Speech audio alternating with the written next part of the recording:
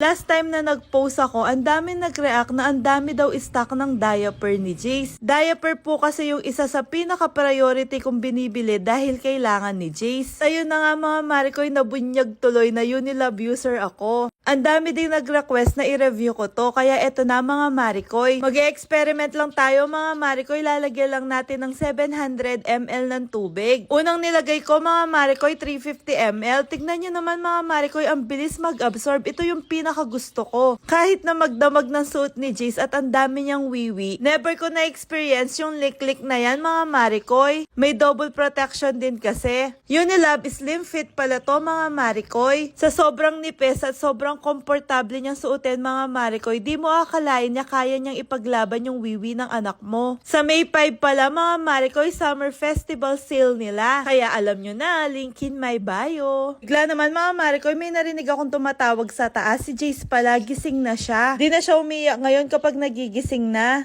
Nagsasabi-sabi na lang,